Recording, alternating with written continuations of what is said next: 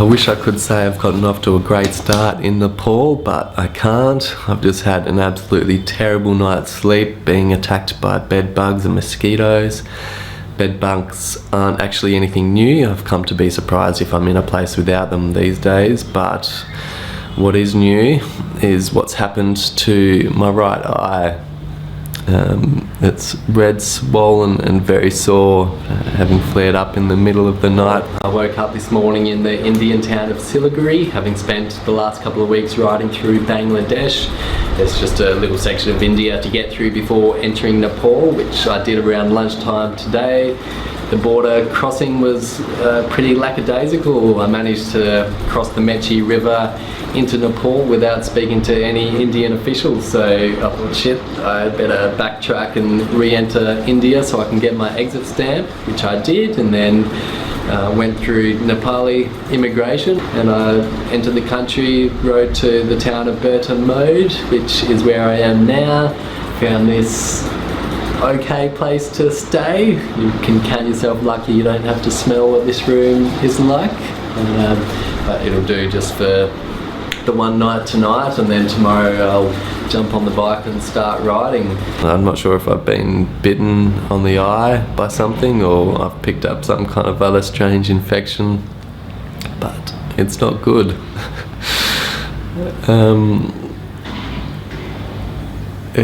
I don't know what to do. I don't want to bother seeing a doctor, so I think I'm just going to get out of this terrible place that I'm in and just start riding, and hopefully a bit of fresh air and some activity will help it calm down, and hopefully it'll get better.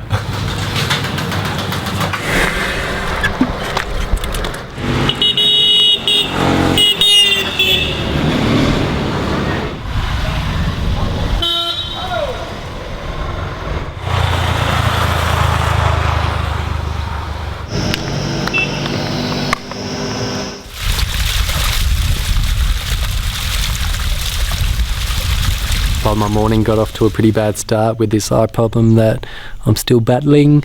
The rest of the day's been pretty awesome. I spent it climbing to a village called Kolbung, so that's right on the eastern side of Nepal. I decided to head straight inland immediately and start climbing the edge of the Himalayas. So I think I'll continue north as far as I can, which might be a place called Taplejung, and from there I'll think about how I can start heading west through the hills towards Kathmandu.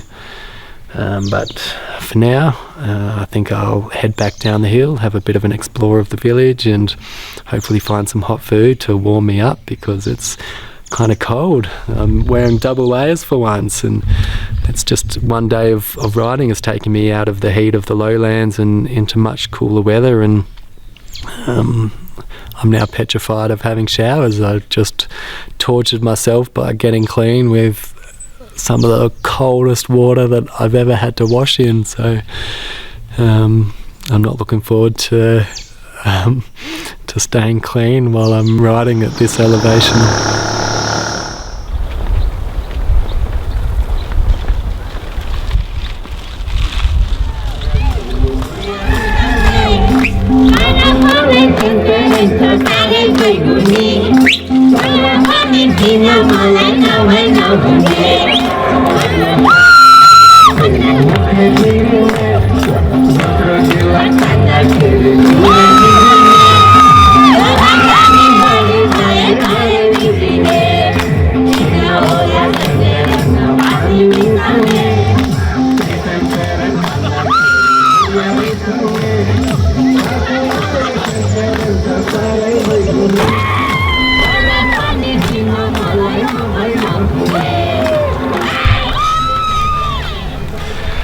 I cannot begin to tell you how excited I am right now. I've just spent a couple of hours just climbing a massive hill, just head down, just pumping the legs trying to get to the top, and then I reached a bit of flat ground and I looked up, and if you can see behind me in the distance, it's ice-capped mountains. It's my very first glimpse of ice-capped mountains here in Nepal, which means that I'm getting closer to the Himalayas, and It's just things that I've seen in pictures but I've never seen in real life before. It's absolutely incredible, and to have made it up here and to be seeing it from just riding a bicycle makes it even better experience.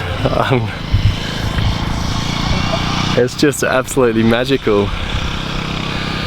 And I guess I've still got a lot more climbing to do, so these views are going to get more epic as I keep going. And I think I've found my lunch spot for today, and then I'll get back on the bike and keep trucking on.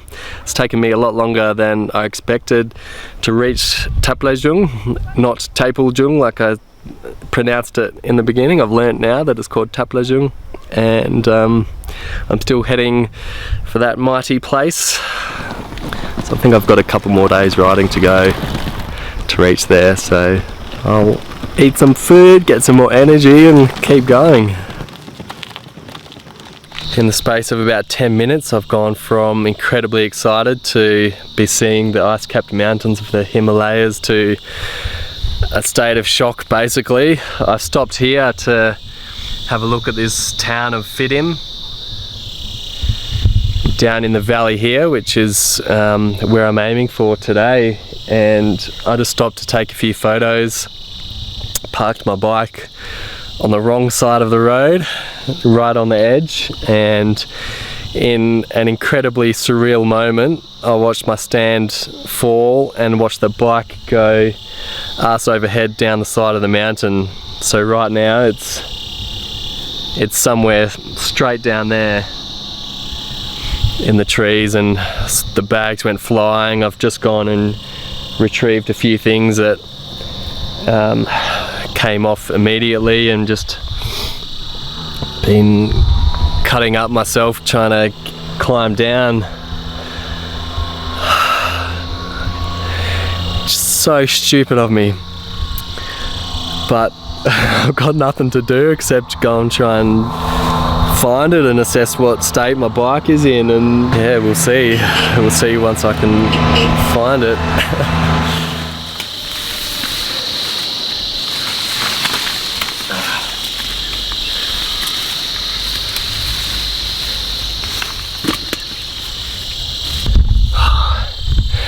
Oh shit. Well, the handlebars are in a nice new shape. Oh shit. I've managed to get all the bags. I know that I've at least left my knife down there somewhere among probably a few other little things. I've got to take stock of what came out. My handlebar bag just burst open and spilled everything everywhere. Never park your bike on the steep side of a mountain, no matter how good the photo will be. It's just not worth seeing your bike fall down, fall off the edge. Alright, I'm gonna go look for my lost belongings.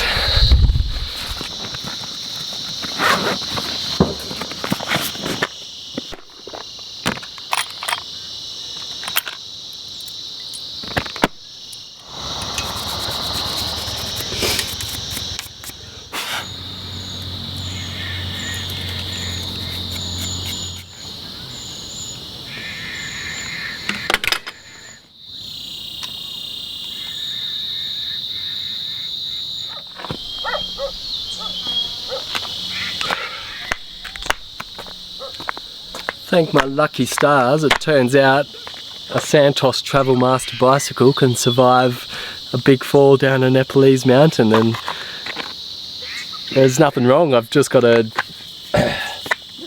fix up the headset, which has come a little bit loose, but I'll do that down in town once I've found a spot to spend the night and I can relax and get over what just happened. And I'll give the bike a thorough going over, but nothing's broken, and I've found absolutely everything that spilled out of the handlebar bag, so definitely a lucky escape for me today. After I sort it out, I can just forget about it and just keep looking forward and continue on to Taplejung as before.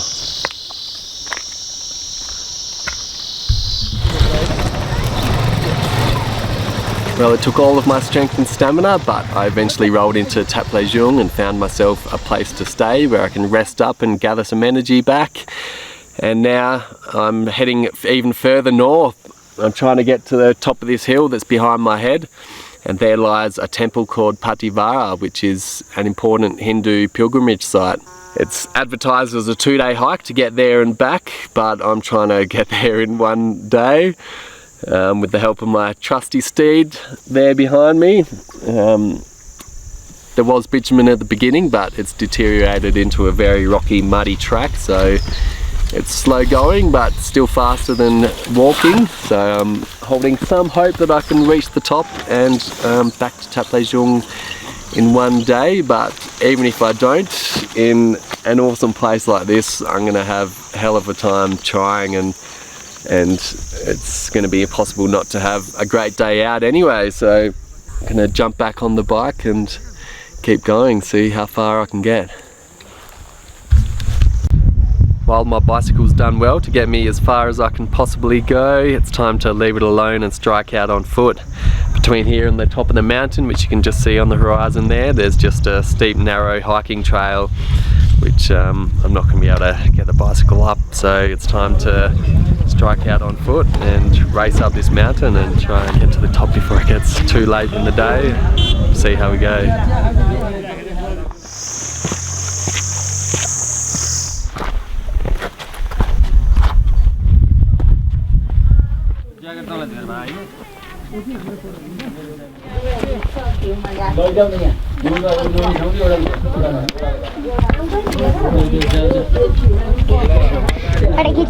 It's been a challenging walk, but I've managed to make it to the top. I was a bit worried I was filming a little bit too much on the way up, but I reckon I've got enough time now to relax a little bit up here, have a bit of an explore, appreciate this view, this amazing view that's behind me, before heading back down the mountain.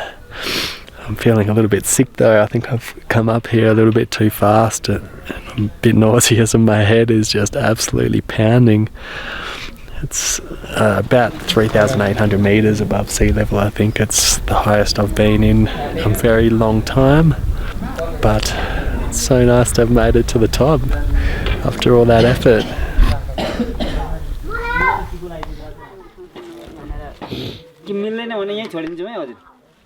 भक्तजनको भन्नु गरे हामीले उठायौं फेरि मिल्दैन भने त हामी यही छोडिन्छौँ हैन 2-4 बजे राख्यौं अरे हामी यो अब लगातारले निमामा राख्नु पूजा आजा गर्ने त्यसरी हुन्छ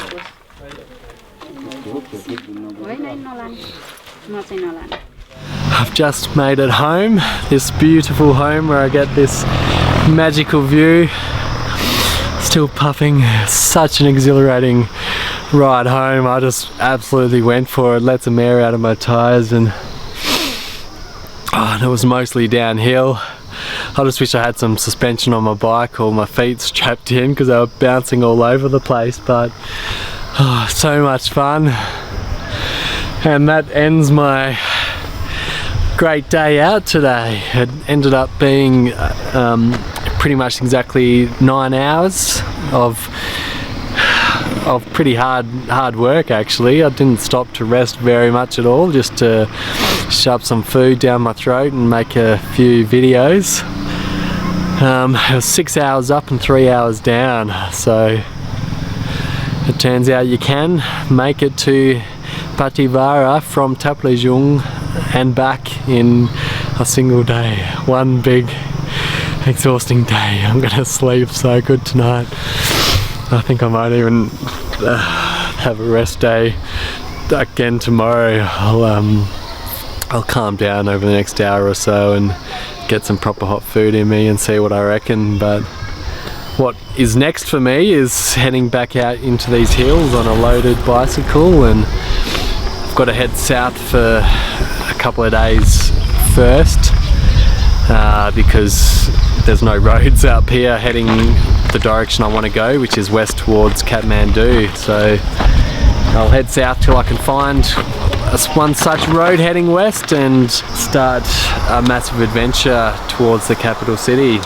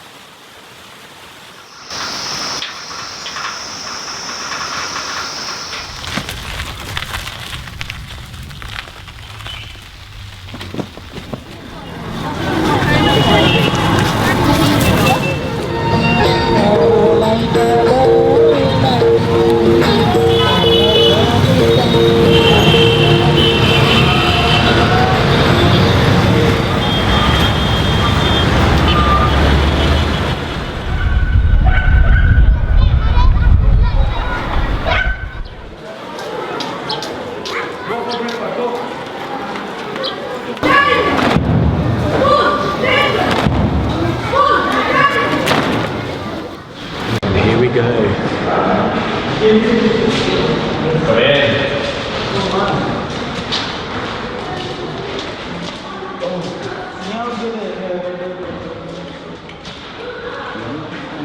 Good morning, everyone. Rather than jump straight in and start talking about all this stuff like I have with the younger year groups, I thought it's a chance to talk about life in general, and you don't have to answer, but just think about it. If you were to close your eyes, forget about the people standing next to you, even forget what your parents think, forget what your teachers think, forget about jobs, forget about money. If you really sat down and thought about the person you are, the talents or interests you have, you know, what do you really want to do in life? And that's, I think, a question that not everyone asks themselves, and that's because not everyone gets a chance to, because when we grow up, we get told what we should want in life. We should go to school, we should work hard so we can go to college, we should then get a good job that gives us money, we should get married, have a family, and all of these things we end up working so hard for that we get distracted often from asking ourselves and stopping and just saying, you know, what are we doing this for? Is it making us happy? Is it what we really want? Because it is only one pathway in life. It's only one narrow way of thinking. I think it's always good to stop and ask questions, and that's one thing I did back home. I had a job that I absolutely loved. I was working as a zoologist and I absolutely loved it, but when I did ask myself, is this really what I want to keep doing? The answer ended up being no, and what I wanted to do was to explore the rest of the world. One person that I look up to is a Nepalese man who basically did the same thing in 1998. A man from Nepal got a bicycle and some bags. He was given 100 rupees from his mother, and then he spent the next 11 years cycling around the world. So it's, you know, what I'm doing is something that any of you guys can do, and if you have any of your own dreams and goals, then, you know, there's nothing stopping you from doing them. There's a saying that's where there's a will, there's a way, which means that if you really, really want something in life, there's a way of achieving it. It might be hard, it might take a long time, but you know, if you really want it, you can make it happen. But having said all of that, this is all the equipment that I need to achieve my dream. Yeah, I have in the past got on the bike, but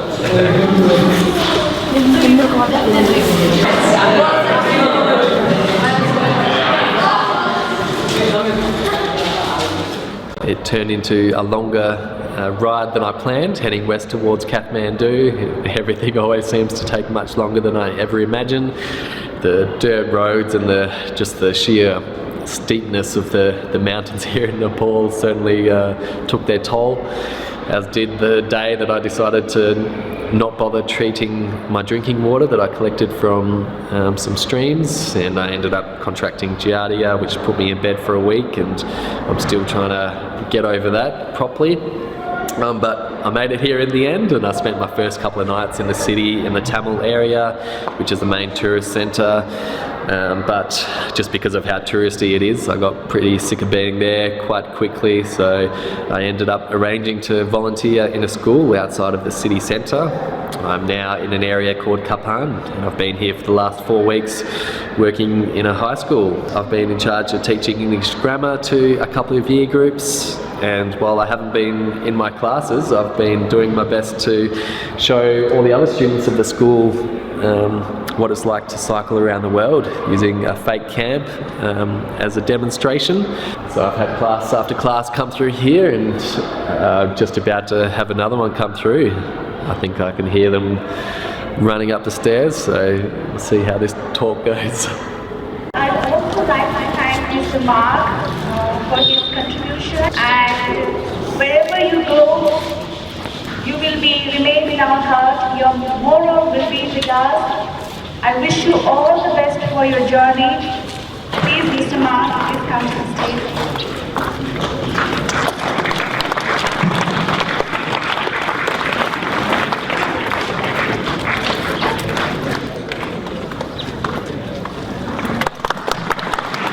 Now we have a goodbye song. from our vocal teacher, Mr. Krishna.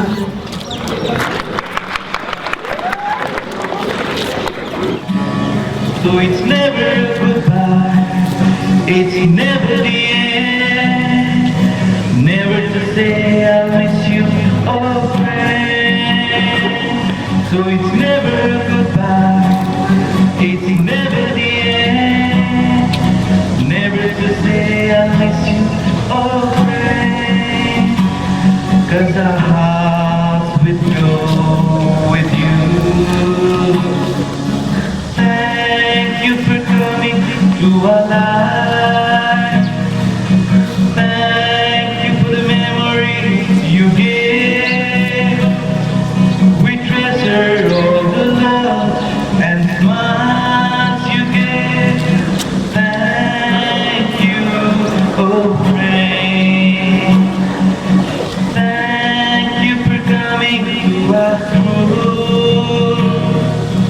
Thank you for the memories you gave. We treasure all the love and smiles you gave. Thank you, oh friend. Thank you. Thank you.